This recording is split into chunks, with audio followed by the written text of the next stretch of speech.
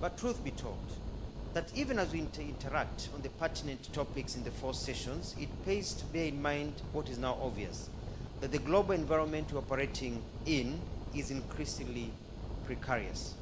The ability of its principal anchor, the United Nations-based multilateral system, to deliver sustainable peace, stability, and development to all is in question. And it is about time that we as Africans stood up and put our foot down and told the truth about how it is. For a long time in Kenya, we've been saying that we've been very good at diplomacy, very good at making sure that everybody's happy with us, very good at not ruffling any feathers. But what has it gotten us? A lot. But at times it has come to a point now we have to think about the self-interest of the African continent and the self-interest of our people and see what are we getting out of this, especially, and I'll talk about a few things. Major powers are increasingly and overtly choosing unilateralism, nationalism, and militarism over dialogue and diplomacy in the pursuit of their own national interests. The multilateral system appears challenged to contain this alarming trajectory and causes these states, including the founders of the United Nations, to intentionally cooperate in creating and maintaining conditions for global stability in accord with the UN Charter and international law for their own benefit and the benefit of the rest of the world.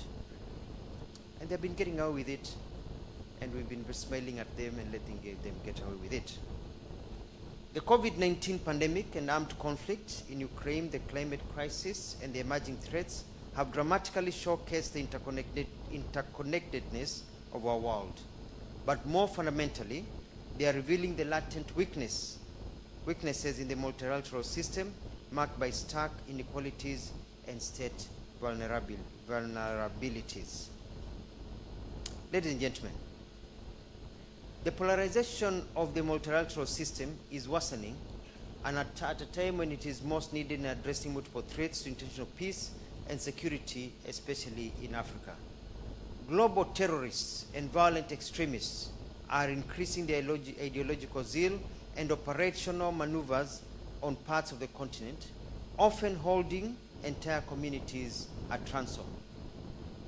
The climate crisis, exemplified by prolonged droughts and unprecedented floods, have also compounded humanitarian situations and confined millions to deeper levels of poverty.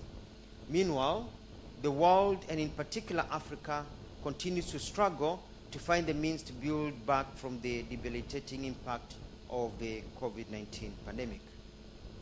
Most of our countries at independence joined the United Nations because we were convinced of the guarantees that the system offered for our collective security and as a platform for pursuing our common agenda for peace and development.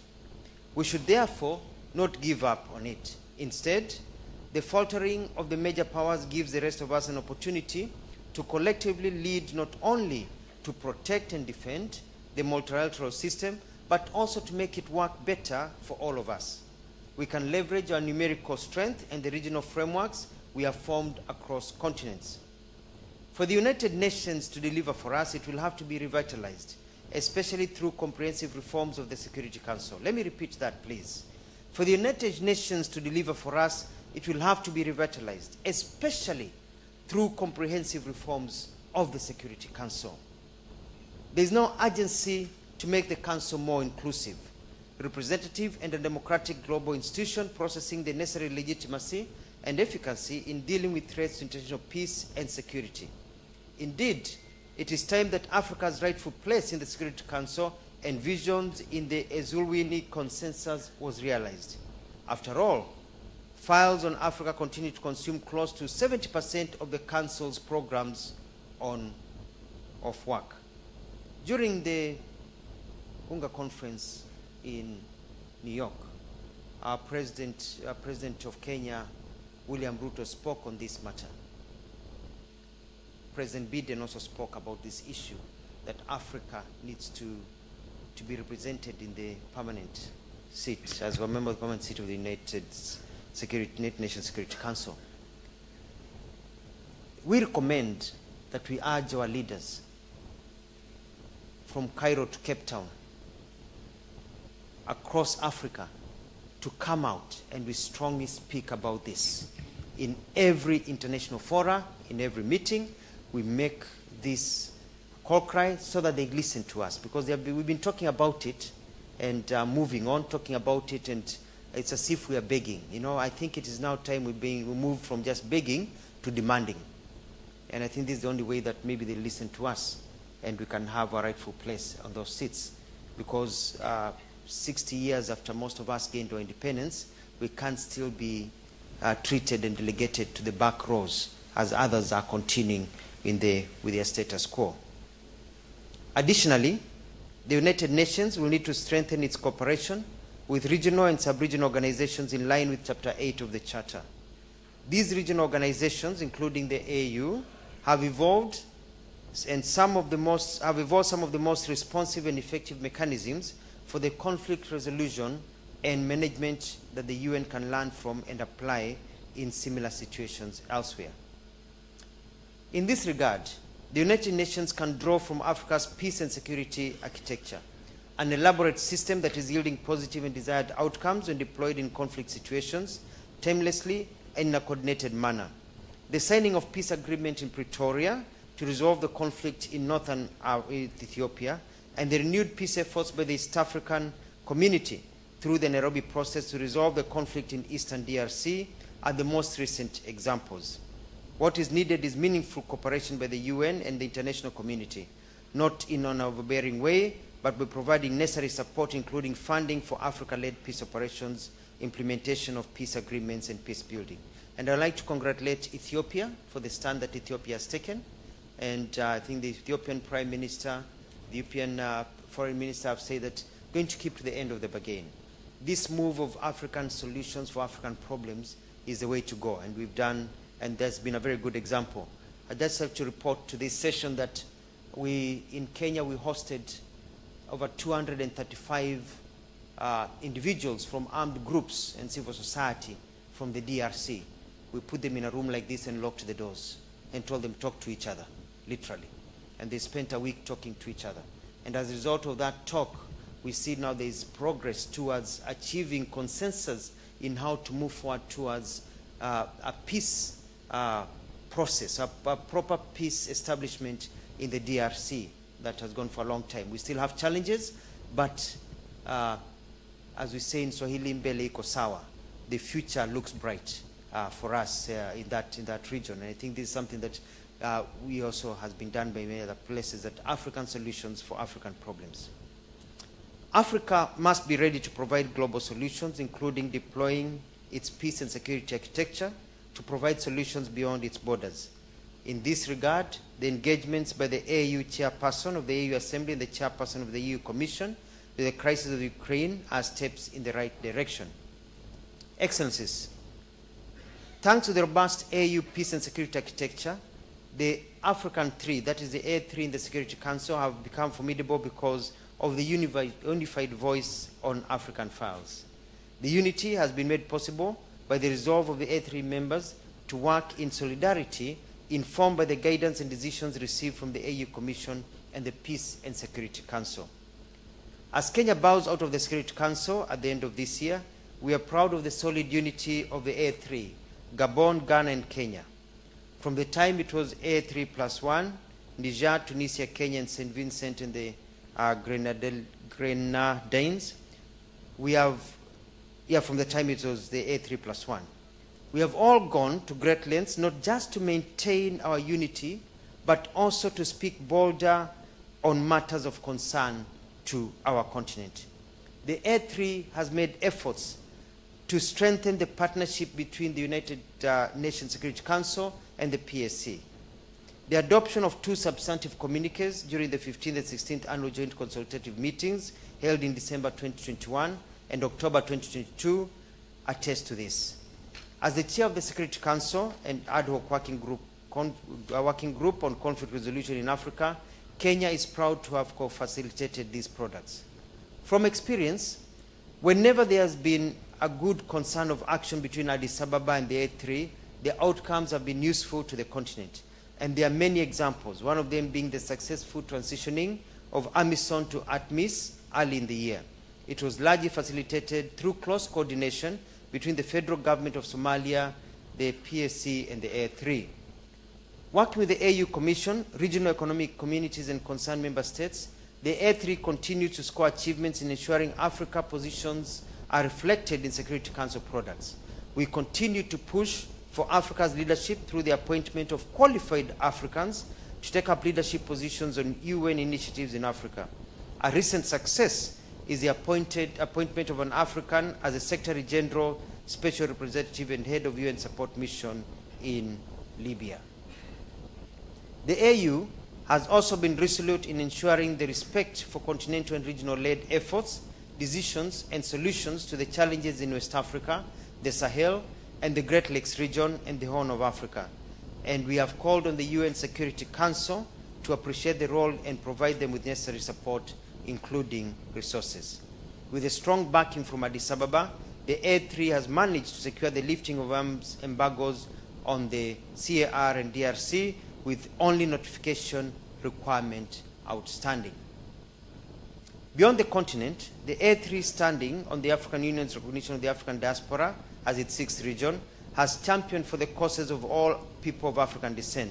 We spoke against the mistreatment of Africans fleeing from the war in Ukraine.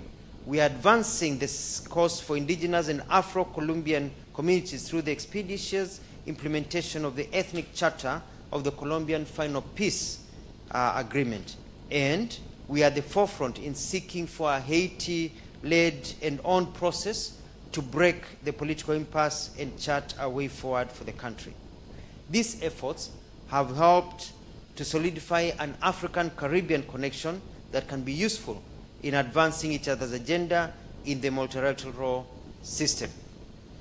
Excellencies, ladies and gentlemen, time will not allow me to enumerate the successes, all the successes of the A3. But what is critical is for the seminar to figure out how to sustain the gains that have been made and how to remain united and focus on core priorities of the AU.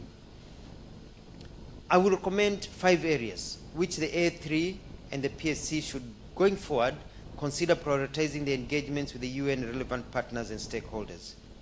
First is strengthening peace operations in Africa. We need to make it our goal to ensure performance of UN peacekeeping and adjustment of UN peacekeeping missions mandates to be responsive to the actual needs of the country concerned and the situation on the ground. We should continue to strongly advocate for the financing of AU and regional-led UN Security Council mandated missions through UN-assessed contributions. I hope we will be able to adopt a common position on this matter next February during the session in Addis Ababa. Second is climate change and its linkage to conflict and instability. It is now widely acknowledged that climate change is a major driver of conflict and a threat multiplier. But there is need to put more effort towards a solid consensus on this matter in the UN Security Council. We should make development a bedrock of climate change response. During COP27, the issues of climate change and their linkages to peace came out very clearly. And Kenya would like to put it here clearly that you cannot discuss peace, you cannot discuss solidarity without also talking about economic development and addressing the challenges of climate change. Climate change is a threat to African peace, and it's a threat to international peace. We cannot continue telling countries that they just need to put their arms down and sit down and sing Kumbaya and be happy with each other without addressing the economic conflicts that they are facing. You'll find that a lot of these issues that we are facing in the world today in terms of violence and lack of peace in countries are indirectly and times directly tied to poverty. So when people get richer, when economies grow, when we're able to trade with each other, when we're able to grow our economies, in Kenya we talk from the bottom up, from the people in the villages, in the streets, from the young people, all the way up, so that it's not just top down. You'll find we'll be able to achieve peace, because somebody who is full with a Mercedes parked out there does not have time to pick up arms and go and fight or throw stones. So we need to tie in peace and security to economic development and rolling back of poverty, and also watch clearly the impact that climate change is having towards peace. Third is rebuilding and post-conflict reconstruction and development. African countries in the UN Peacebuilding Commission should work together to ensure that engagements with cross-cutting African files involve consultations with the countries concerned and that their advisories speak to the priorities tabled by the respective countries. On financing for peace building, it is important that Africa continues to champion ownership of the broader peace building agenda in the UN, including adequate financing to sustain every phase of peace continuum. Fourth is the application of sanctions, and this is a very important point. It's the application of sanctions by the UN Security Council and unilateral sanctions on African countries. This practice has increasingly been put in question because of its apparent indiscriminate, indefinite, biased character, and is really counterproductive. It will be important to continue engaging on this matter based on the clear positions of the AU and sub-regional organization and building on the recent successes. And we have to pause and ask ourselves, do sanctions really work? Do they really achieve the intended outcome? Yes, some of them you may say they work, but do they really work at the end of the day? Take the case of some sanctions that have been imposed in some countries like Zimbabwe unilaterally for over 20 years. Children who are not conceived at the time the sanctions are there are now in their 20s getting their own babies. Yet they are facing the same sanctions. They don't understand what was going on. So we have to look at countries and the suffering of countries and why is it being done towards some countries and others. Even in the African Union, we have to ask ourselves, do sanctions really work? And we have to have a process of review of sanctions to check whether the sanctions achieve their intended goal and whether they need to be removed or readjusted. We can't have sanctions just sitting there forever in some countries. Others go on with their life as our children are suffering. And this has really affected a lot of African countries. And we have seen some sanctions being modulated in some nations, where it's modulated so that those people don't suffer for lack of food, lack of energy, lack of gas because winter is coming. Yet in our countries, there are blanket sanctions. They don't care whether you sleep hungry or die. So we need to also put our foot down and ask these very serious questions. And finally, my fifth and final recommendation is building partnerships. Peace efforts are time-consuming and an expensive venture. We need to forge partnerships with external countries and regional organizations to buttress our Africa ownership and lead peace and development efforts. It is my hope that this will be a key objective as we travel to Washington, D.C. next week for those of us who are going to the Africa-US Summit. In concluding, I reaffirm Kenya's commitment to promoting conflict prevention, resolution, and stabilization efforts on our continent. We will continue to collaborate with you to accelerate the realization of Agenda 2063, the Africa we want. I wish you all fruitful interactions in the seminar, and I thank you for your kind attention. Asanteni sana.